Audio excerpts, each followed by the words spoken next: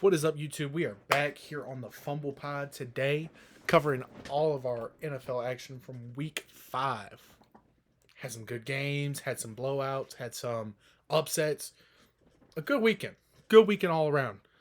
So let's get right into it. I am your host, Dalton Lee. Let's get it going. For starters, we're going to start off with the Thursday night game that we talked about. And, I had a lovely commenter on Friday morning already tell me that one of my picks was wrong. Thanks for that. The Rams beat the 49ers on Thursday Night Football in overtime in a game that, honestly, did not go anywhere close to how I thought it was going to go. 49ers playing the backup, Mac Jones, and they got out to an early lead, and they were just dominating. But started stifling towards the end. Stafford gets the ball down the field, ties it up to go to OT. And after that, OT was kind of ugly. Two bad possessions led to a 49ers field goal to win it. But overall, for a majority of the game, it was a really good game. Mac Jones slinging the ball all over the yard, looking like rookie year Mac Jones in New England. Him and Kendrick Bourne just getting it done. Getting it done through the air. Christian McCaffrey had a nice little bounce back week, looking good, looking to shoulder a load. Matthew Stafford, you throw for almost 400 yards, 3 tuds, couldn't really run the ball that well, but you're just airing it out. It was one of them NFC West games where you're like, this is why we love the NFC West. Doesn't matter who's playing for who on these teams. They just always go out and play their best against each other. Granted, I thought the Rams defense was going to be a little better. And I didn't think the 49ers offense with Mac Jones in there was going to be ready to keep up.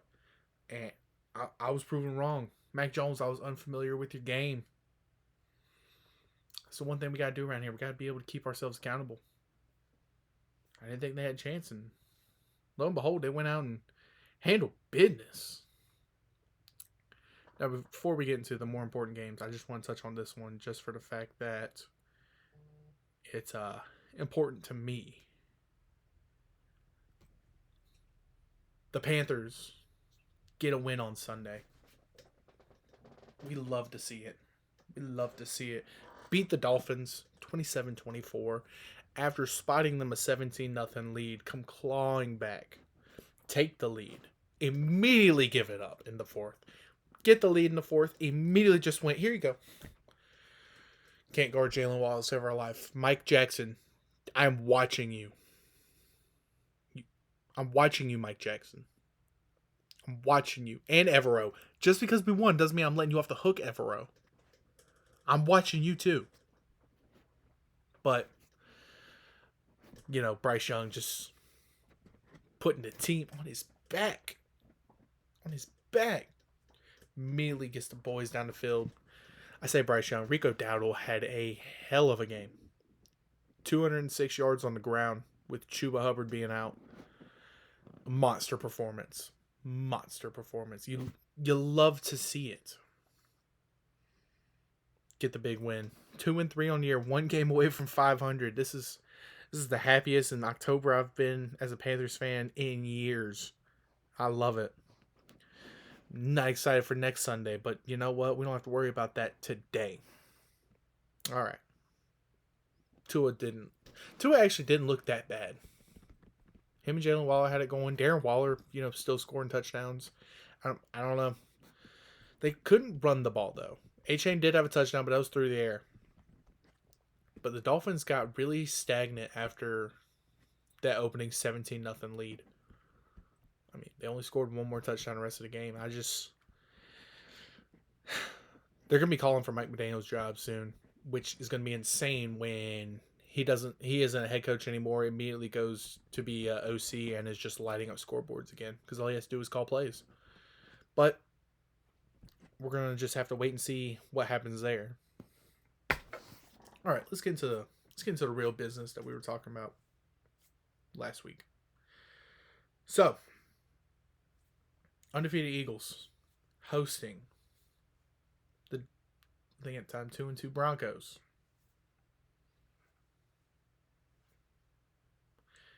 Philly jumped out to a nice little early 17-3 lead. We're like, oh, okay. Okay. You know, in the first half, pass happy. They were airing the ball out to Devontae, AJ. Weren't really running the ball. Couldn't really run the ball that well, which I'll circle back to. And then all of a sudden, fourth quarter comes around. Bo Nix ain't really done much all game. The run game hadn't done a whole lot all game. And all of a sudden, fourth quarter comes around. Eagles can't get nothing going on offense. And Sean Payton and Bo Nix, man, inspirational. 2 possessions in the fourth quarter, both for touchdowns. Scored 15 total points, win the game. And Philly just ripped the hearts out of them. I mean,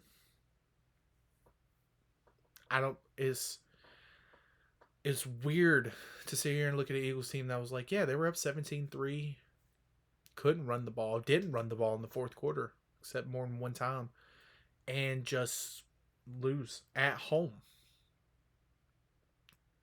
At home with the lead going into the fourth. And you don't run the ball. You don't chew clock. And you give up 2 touchdowns. There's something going on in Philly. Which I'm not going to say, that's the only reason Dolphins won is because there's something going on in Philly. I'm going to give the Broncos, the Broncos are flowers. But we got to address the Eagles. There is something going on that almost feels like how it was 2 years ago. If anybody remembers, 2 years ago, Eagles jumped out to a 10-1 record. Kind of fumbled their way through the rest of the season to immediately lose in the first round to Tampa Bay Bucks. First year with Baker Mayfield. And that's what it's kind of feeling like now. Like, they have talent. They're able to muster out wins, but the coordinators just aren't really working. I wouldn't say defensively. Defensively, Vic Fangio is still calling a phenomenal defense over there. But offensively, I feel like it's always up and down with the play calling, right? You go from Shane Steichen to, I don't even remember the guy's name. You go from Shane Steichen to somebody, not good. Immediately get rid of Steichen, you bring in Kellen Moore. Kellen Moore, that offense is pretty good. Pretty good. Get rid of Kellen Moore. You're on to a buddy of Nick Sirianni's that got the job, and they're calling for his job already. We're six weeks into the season. 5 weeks. 5 weeks into the season, and all of a sudden, it's like the offense still isn't clicking. You kind of get a pass week 1, week 2. You're still, a lot of guys don't play in the preseason. You're still meshing things. By week 5, week 6, you're over a quarter of the way into the season. By then, you should be able to run your main stuff and start throwing in your little wrinkles in the playbook. And you still can't. Still can't run the ball after you had the league's leading rusher last year. Sat out the last game and won that where he could have broke the record. You can't get him going. I don't think he had more than, 10 total touches on the day? It was just, it's maddening. Yeah, he had 6 carries and 3 catches. It's just, what are you doing? What are you doing? You paid him this money. He took you to the Super Bowl last year. I understand Jalen Hurts got the Super Bowl MVP because Saquon didn't do a whole lot in the Super Bowl, but the whole reason you were there was because A, that defense, and B, you ran the ball so effectively with Saquon Barkley. And now it's like you can't get them going. I understand the offensive line's a little banged up, but figure it out. That is the heart and soul of your team, because now you can't run the ball. For majority of the season so far, the passing game really hasn't been much. It was decent on Sunday, but you see what happens when you go pass happy. Yeah, you can put up some points, but it's not consistent enough, especially when the other team knows, oh, they're passing and can play it. It's just not going to work consistently. At this point, you got to figure out something with the play calling, get more balance, run the ball, and effectively use all your playmakers.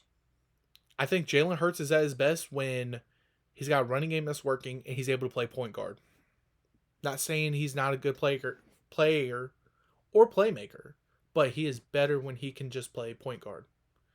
When he can look at a defense, read it, get the ball out quick to A.J. Brown, Devontae Smith, Jahan Dotson, run little options with Saquon Barkley.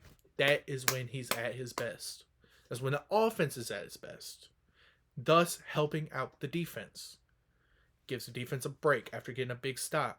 If you go down and score, eat up 6 or 7 minutes of the clock, immediately gives your defense a break, and they're like, let's get back at it and do it again. But right now, the offense is having major issues. There's a lot of noise going around, especially between A.J. Brown and Jalen. And it's getting weird over there. It's getting weird. They got to figure it out soon, or it's going to be first round exit for them again. For the Broncos, I give your flowers in terms of way to not give up. Bo Nix didn't look great for majority of this game, but it looked like once he finally got into a rhythm, he was lighting it up, sliced and diced his team.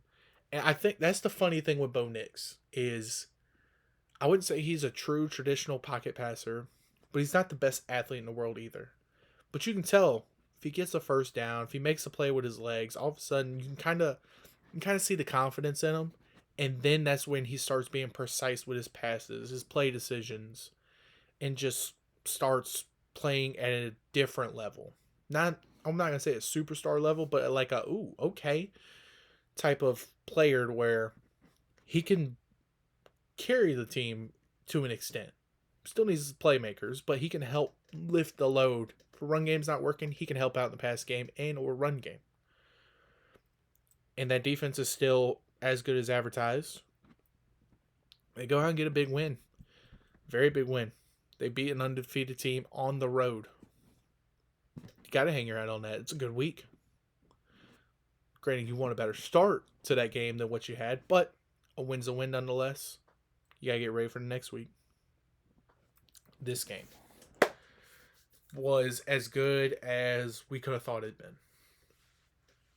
You have former number 1 overall pick, Baker Mayfield and Buccaneers, going to Seattle to play former number 3 overall pick, Sam Darnold. Same draft class. Both spent time together in Carolina. Both have kind of bounced around the league until of lately. You know, Baker's made a home in Tampa the last couple of years. Sam Darnold had a good year in Minnesota last year. Now he's in Seattle on pace to have another good year. And this game, nothing but points. I mean, these quarterbacks couldn't do no wrong. There's no defense. I hope nobody had these defenses in fantasy because they didn't really do anything. I think you had both quarterbacks combined for a total of 700 plus yards, 8 total touchdowns, through 80+% completion percentage. They were just airing the ball out. And the true difference in this game was the fact that late in the game, Sam Darnold has the ball. Todd Bowles calls up a perfectly timed blitz. And Sam Darnold gets rid of the ball too early. Goes right to a defender. That's how the Bucs are able to get in field goal range, kick the game winner. But this was just an electric game. This was the type of game where I look at it and go, based off of how these two played, I could see them playing easily in the NFC divisional. It's a world we're in the NFC championship. Granted, I think both would like to figure out their defenses by then, but it felt like a playoff game. Every drive mattered. And it truly did. Every drive really did matter. I think the crazier thing with this is the fact that the Bucs were able to pull off this win without Chris Godwin and without Mike Evans. I mean, and Bucky Irvin. Baker's main guy was Emeka Egbuka. And he lit it up. I'm telling you, them former Ohio State guys, wide receivers, phenomenal. Him, JSN, Jackson Smith, and Njigba for the Seahawks also had a big day. Both scoring, both getting over 130 plus yards on, I think, double-digit catches. It was just, if you love offense, that was the game. That was the game to watch. Just two good, methodical offenses going at it. But Baker's defense was the only one to make a play. That's what happens. You get the win there. It's all it takes is one or two defensive plays, and you'll get it. Now, we didn't talk about this game last week, but I am going to touch on it just because of the madness surrounding it. So, Titans went into Arizona and played the Cardinals. And at one point, the Cardinals were up 21-6. Had a chance to put a nail in the coffin.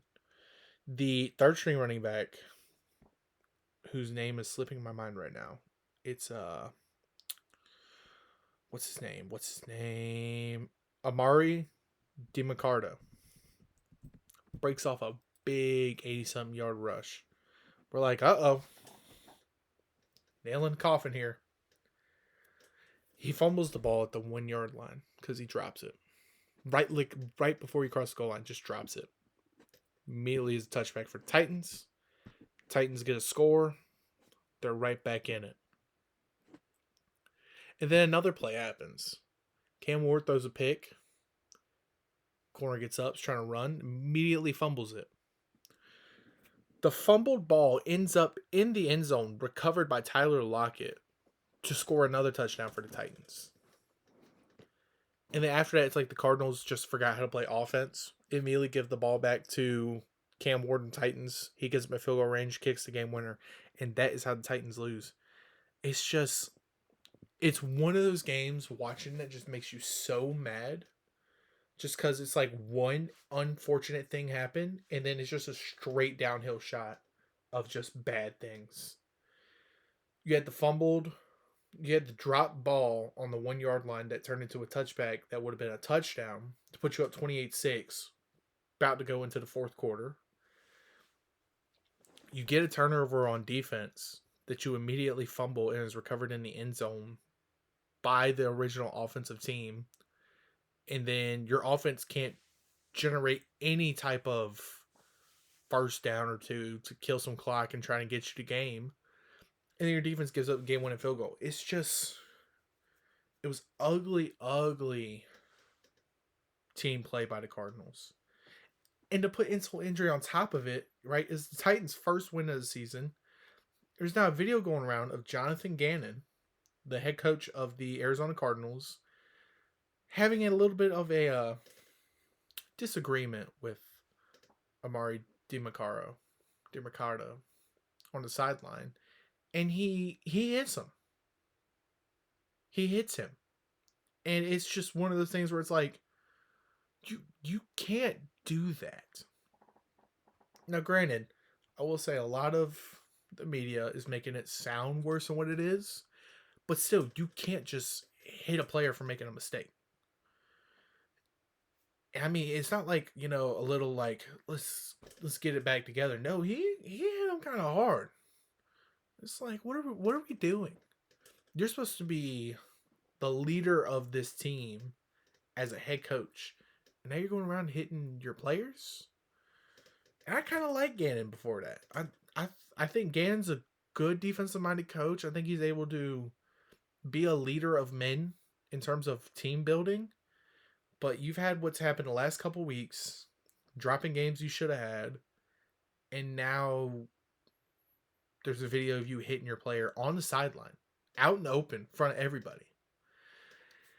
I don't know what's going on in Arizona.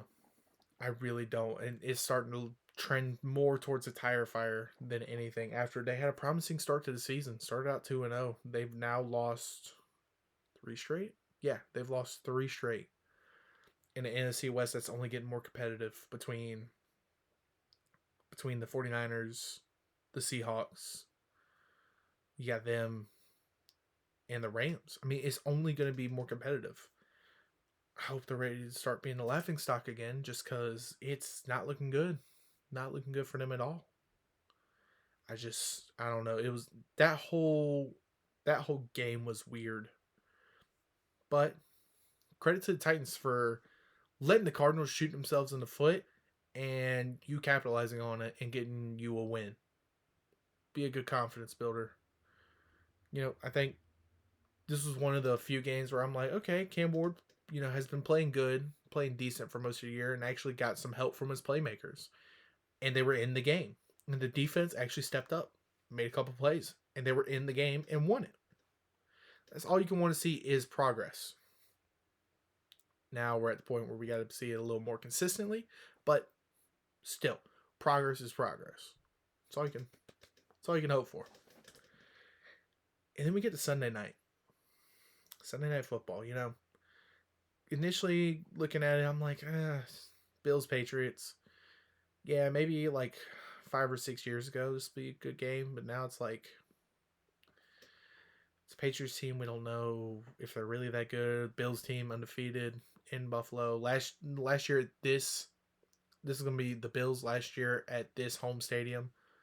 Like they're just gonna handle business. And I was driving back from visiting my girlfriend, and I put the game on to listen to it, and I realized it was 3-3 at halftime. Uh, Patriots were up 6-3. I'm like, okay, they're competing. Second half, all of a sudden, Bills immediately score, and I'm like, well, that's it. Still listening. All of a sudden, Patriots come back and score, and then they scored again to go up 2013. I'm like, let me find out Drake May is really that guy. Josh Allen's able to go and tie it up. And then from there, it's a little bit of a heavyweight battle. Nobody can really move the ball in the fourth quarter. And then the Patriots get the ball last with a little bit of time left. They're able to get down the field, get in field goal range, kick it for the go-ahead, get the stop on the Bills. And all of a sudden, Patriots come out of this game winners, knocking off who a lot of people say is big brother in that division, the Bills, at home in Buffalo. A Patriots team that, me included, didn't think that the Patriots really had much of a chance. They go out there and execute almost a flawless game plan. Stephon Diggs looked like Diggs from 3 or 4 years ago. Drake May's running around making plays, making insane throws. Doesn't matter if it was on the run, in the pocket. He's more mobile than I thought. I remember watching him in Carolina, and I was like, okay, he's somewhat mobile, but it's college. People can look a little faster in college than what they look like. No, Drake May is an athlete. A very impressive one. With a cannon of an arm. Almost reminds me of a younger Josh Allen. Granted, Josh Allen, even then and now, is more athletic, but the type of skill set he could have. And Drake May, I was unfamiliar with your game, but to go into Buffalo, go toe to toe with Josh Allen, come out on top, it's a big day. Granted, wasn't all just Drake May. The Patriots defense actually played a really good game. Couldn't let the Bills get anything going on offense outside of, or at least a running game outside of Josh Allen being able to scramble for a couple big carries. James Cook didn't do a whole lot. The passing game for the most part was kept in check.